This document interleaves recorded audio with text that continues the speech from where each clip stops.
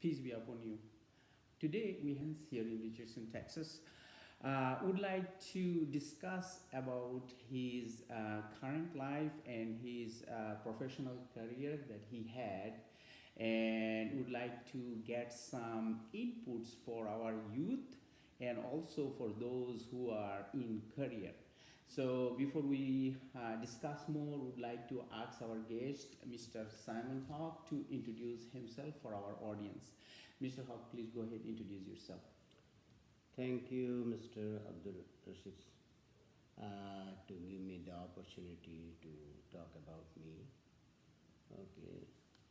To tell me short in a nutshell about my background, I was in Bangladesh Army. I was commissioned in 15 long course, and then I was lieutenant there, and then I had an injury in an officer's course, and then I left the army and then immigrated to United States, and then during Gulf War time, first Gulf War, so nothing much to do in this country, so I joined in US Army. So I served 4 years in United States Army.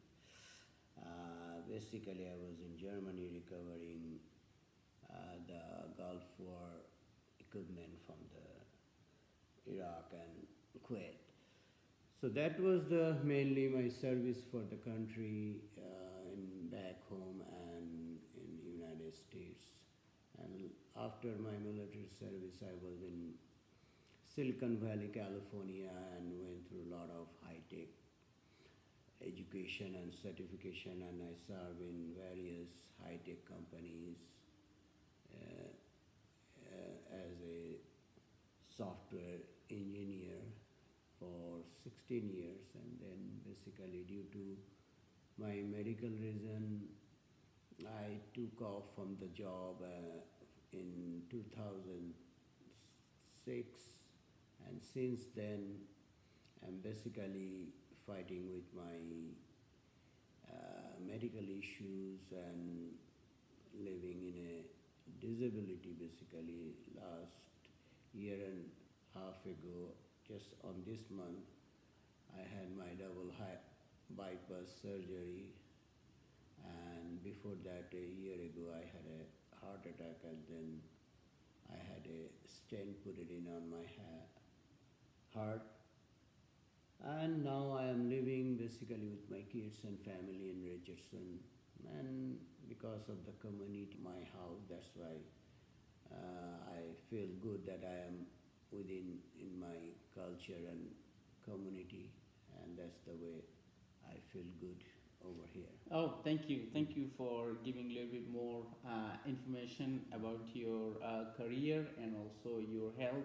So you are currently pretty much living a retired life. So how's your retired life? How you are passing your time every day? Yeah, at my age, very few people I'll see that they are retired, but my retirement is not for age, basically retired due to medical reason. That's the reason I received the Social Security, and as well as Department of Veteran Disability.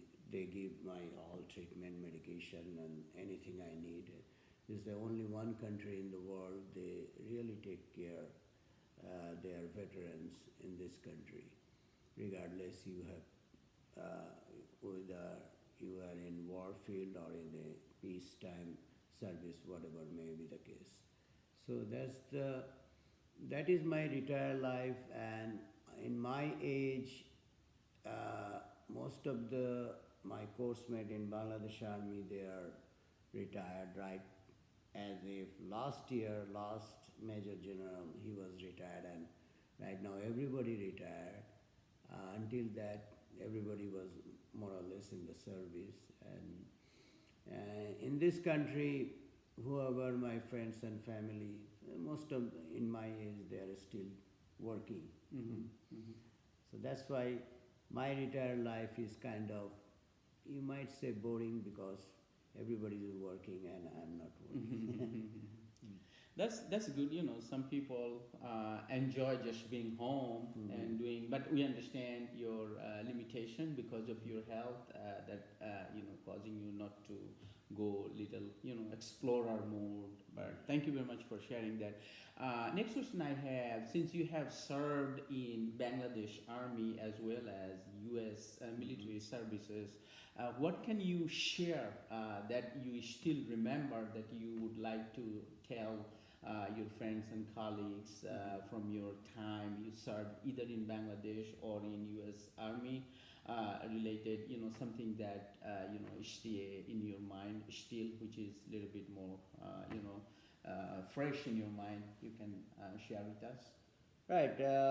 Yeah, it is kind of unique that a person serve in two military in two different country, and so hardly you'll find very few people had this kind of experience. Though both the service was my active duty, it is not I was reserve or something. So in Bangladesh Army, to join in Bangladesh Army was not easy. Out of like maybe 20 million people, you get qualified only 100 people to go to the military academy. So that's why over there is so getting chance in the military and joining in the army is a proud, and serving for the country also a proud job in those days, because those country still that time military role was taking place in everywhere in the civil and military service. Now a lot of people serve in the United Nations in Bangladesh Army, but before that, that was the military government used to run the country. So that is the time basically I got out from service in Bangladesh Army and then immigrated to United States, and to joining in United States Army was not a serving for the country basically, because I came in during Gulf War time, so nothing to do, no recession going on. You can get a McDonald's job, but that is not my background. So I plan to join in the army again, that thereby because I have some military training so that I can use, and at the same time, everybody respect in this country serving the country. So that was not bad choice, especially that time. But if you currently you tell, okay, let my kids or anybody's kids wants to join in the military, I would say no, because you have better thing to do, because joining in military that time was my survival, and at the same time getting some education benefit and other things was the main purpose, and also you are serving the country. But in present, the modern age kids are much more smarter and their opportunities are much bigger because of the technology and what they are getting nowadays, which we did not get in our time. So that's why I suggest our kids or anybody's kids, get the proper education and opportunities wide open in this country. If you are a good student, you don't need money to go for higher education. Yeah, thank you very much for your opinion. However, we still see some youth freshly graduating from high school who would like to join, military services. And even though they have some other opportunities, I think this is a kind of passion they have.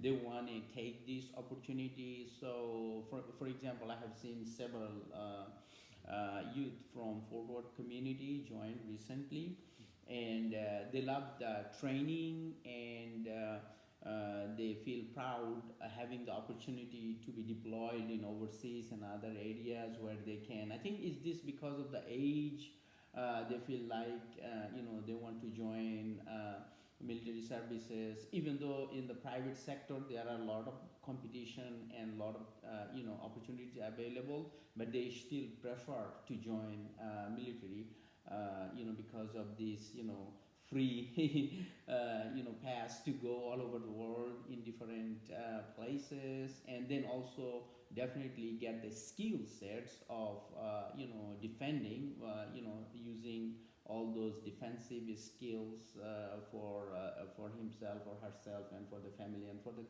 country. Right, you are right about that. That military experience and military training has a very good positive impact in your civilian life when you start, especially the discipline and the training, physical training you get. But I have seen in my experience that lot of kids or male or female join in the military, they were like very weak in physically and also discipline. You know, they could not wake up in the morning, or those kind of people, whether their parents or themselves, to become active and disciplined, they join in the military. But if you are in a good shape, I don't think you don't need to join in the military. Then you can use your full energy in your education, and the advanced technology, whatever you get, those you will not get in the army, because army or in the military, they need you because it's a big in a superpower in this world, so they need always people. So they will use you for their need, not your need. So, but future is your. You can use your military background to get a good job, or the federal job or in the civilian job. But I have seen that there are some people. Okay, they used to drive truck in the army, what is called tank. So what is their skill in the civilian life? Okay, now they drive UPS truck. So that is their best profession they can have. So that's why I would suggest that joining in the military would be a good for those people need to have discipline or physical fitness, and then you can come back to civilian life.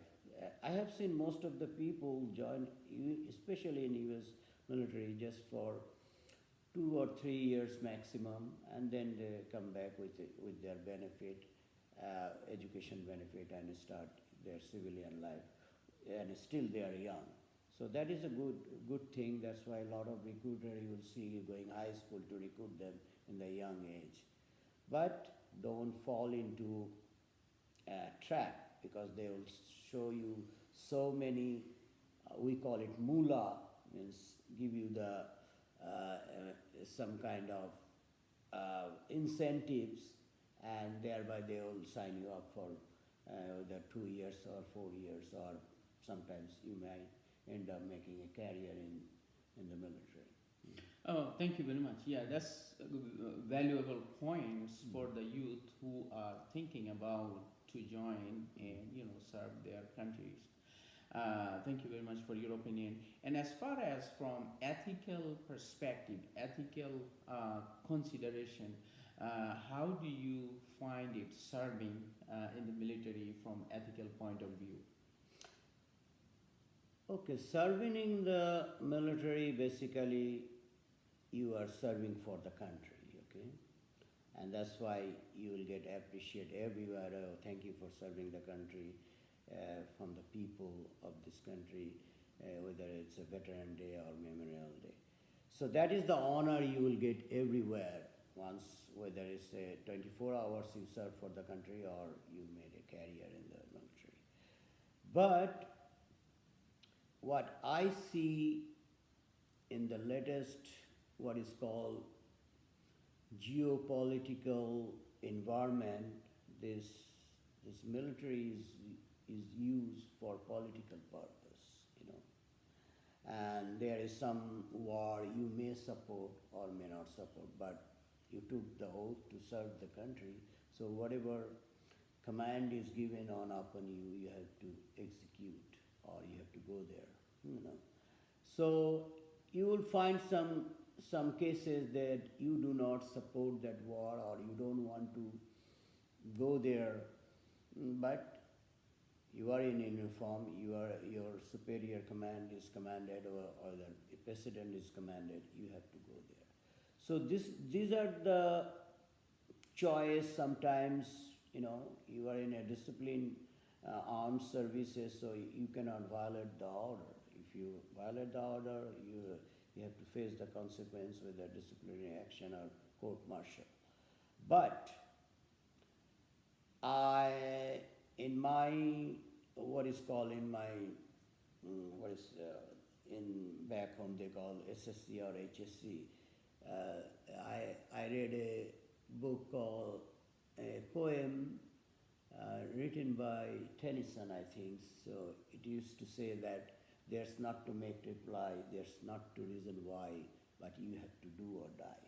So in those days, in old fashioned, the military was like this, that you will not be able to say why or why I'll go there, why I'll fight.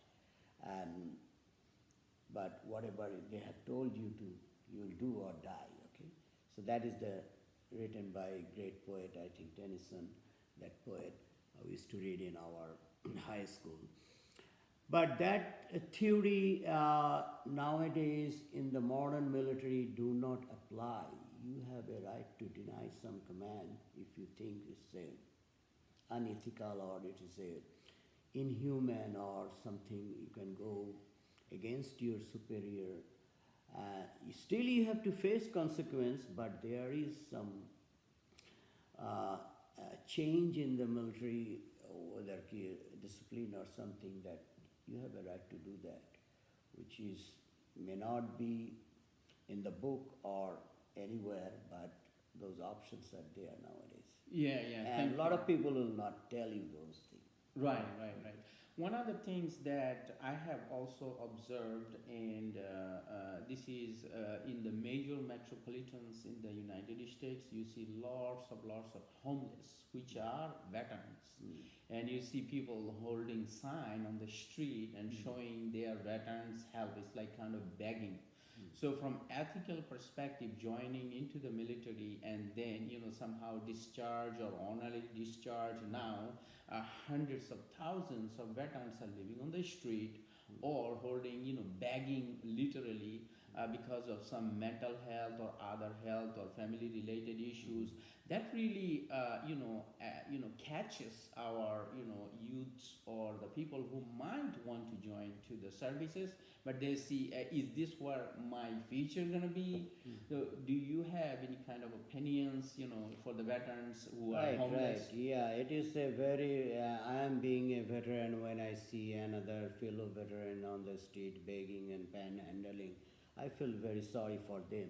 But I am telling you that no veteran should be on the street. The help is given in this country, which is nowhere in the world a veteran get that kind of help, whether it's a mental health, your medical health, or also there is a disability payment you get, which is a very well. Look at me. I am living on my veteran benefit, and at the same time I'm getting my social security benefit. That's enough for me to live my life, and my health care is everything is covered. So that means what it means. It means that no veteran should be on the street, and everybody can have a life what I am having, whether it's a house, car, or your payment, everything is taken care if you can lead your life. But problem is not there. Problem is there is the war. This war is how much damaging, and its effect of war, you cannot imagine that how long it will last. From I see the veteran from Second World War II still from present war on the street, because whatever they are exposed in the wartime, that is that created their mental, and a lot of times it's a physical disability, which is government try their best to give them what is called rehabilitation and help, but those people have no mental capability to accept those kind of help. That's why they are on the street. So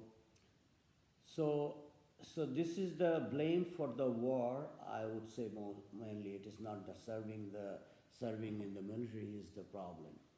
So each war is creating this kind of your disabled veterans, and government is spending a lot of money to take those veterans out of the street, but usually they cannot because each people has a unique situation. Somebody, maybe they came back from war, they have no place to stay, and their wife is gone, their kids are gone, family is not there, and then somebody came up with brain injury, or then they have physical injury, they cannot do anything, and then people has been treated, especially after the Vietnam War, differently because they served for the country and now they are hated by everybody here. So a lot of things involved in this, veteran homelessness and their disability, which is constantly government is trying to help them, but there are some people simply you cannot help. Mhm, mhm. Yeah, that's very important. So those who want to join into the service, so there are some lessons for them. These are, future prospect that, even though the service seems like attractive, Mhm. and, in terms they got into war, there are chances they will become like those on the streets. And Mm. hopefully they don't become like that, and, they follow all the process to make sure they have a family, they have some organizations to support them Mhm. after they get discharged, so that their fate not the one we are seeing on the streets. So thank you very much for sharing your opinion related to how the way government take care of the veterans, and they are trying hard, but still there are thousands of veterans on the main major metropolitan areas in the United States, which we see every day. So we are almost ending our time. What would you say for those, with your condition, with your age, who still have good health and working? Based on your experience, what kind of message or recommendation you have for those who still have good health and working properly? Yeah, for the youth who all are considering to join in the military, it is always a good option because you are young and you need to have some, whether discipline or physical training and exposed to the world and also serving from the country. And I have seen in my service life that most of the people in this country they serve whether Marine, Army, or Navy, or Air Force, just for 2 years or 2.5 years. I served for 4 years, which is a maximum enlistment you can do in one stretch. Otherwise, you can make a career there.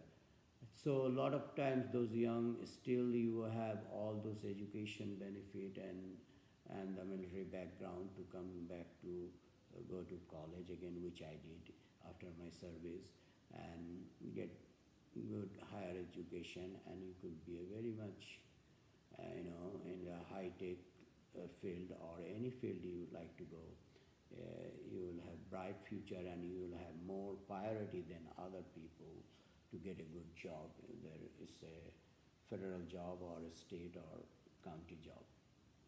Yeah, thank you. Yeah, for the adult who don't want, from adult's perspective, who are in your age right now, who Mm. have good health, do you have any kind of suggestion, recommendation because of your health experience? I know, yeah. Basically, most of the health condition, your health condition deteriorate because of your bad habit. I was a very good chain smoker until my heart attack. So that's great. You have the disability or medical condition, and those are the bad habit can keep you, means you get worse day by day, and that's the thing happened to me personally because after I had a heart attack, then I stopped smoking. Now, going through a lot of medication and day-to-day life, you need a exercise and medication both to keep your blood pressure and what is called diabetes and cholesterol all in control. So those people who all are in a good health, they have to maintain the same thing, quit all the bad habit, and then lead your life with a good what is called food habit and exercise. And you need to have healthy friends and family gathering where you can have your active mind all the time and practice your religion too. Yeah. Balancing our life, Right. especially from health Mm. to food habit, and especially getting rid of any kind of bad habit. Especially you mentioned about the smoking Mm. or any other bad habits would be very good advice for all of us. Yeah, and definitely embracing your religion and think about hereafter, right? Right, yeah. So yeah, as we are approaching our end of the life, we do not know when. Mm. So it is always a good reminder for us that are we ready to retire real life, which is infinite. So I think that's all we have, and we from Ethics in Faith, we would like to appreciate for sharing your experience, your recommendation, and your suggestion for our youth and for our adults. We pray may God Almighty keep you in good health and good spirit, so you can continue enjoy your remaining of retirement life. And thank you very much. Assalamu alaikum wa rahmatullahi wa Thank you, barakatuh. Mr.